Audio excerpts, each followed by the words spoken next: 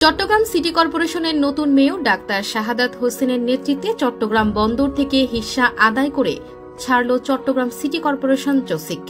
চট্টগ্রাম বন্দর কর্তৃপক্ষ চবকের কাছ থেকে ১০০ কোটি টাকার পৌর কর আদায় করেছে সিটি কর্পোরেশনটি। গত ১৬ এপ্রিল বুধবার বিকেলে মেয়রের হাতে ১০০ কোটি টাকার চেকটি তুলে দেন চট্টগ্রাম বন্দরের chairman rear admiral S M. Moniruzzaman. এ সময় উপস্থিত ছিলেন বন্দরের পক্ষে বন্দরের সদস্য আহমেদ আমিন আবদুল্লাহ, সচিব মোহাম্মদ ওমর ফারুক এবং চসিকের পক্ষে প্রধান রাজস্ব কর্মকর্তা সরোয়ার কামাল ও প্রধান হিসাবরক্ষণ কর্মকর্তা হুমায়ুন কবির চৌধুরী। এ সময় মেয়র ডাক্তার শাহাদাত হোসেন বলেন, বর্তমানে নগরবাসীর মৌলিক অধিকার শিক্ষা ও স্বাস্থ্যে বছরে ৭০ কোটি টাকার বেশি ভর্তুকি দিচ্ছি আমরা। দায়িত্ব গ্রহণের পরপরই চসিকের এ ধরনের সেবাগুলো সচল রাখতে রাজস্ব আহরণ বৃদ্ধিতে জোর দেয়। বন্দর থেকে পৌরকর আদায়ের বিষয়ে মন্ত্রণালয়ে তদবির করি।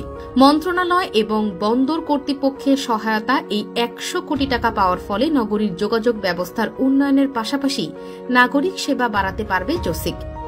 এ সময় মেয়র ও বন্দর চেয়ারম্যান বন্দরের যোগাযোগ ব্যবস্থার মানোন্নয়ন নিয়ে আলোচনা করেন।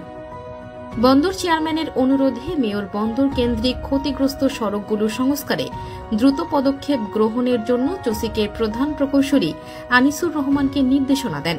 মেয়র জানান, বন্দরকে সচল রাখতে চসিক সব ধরনের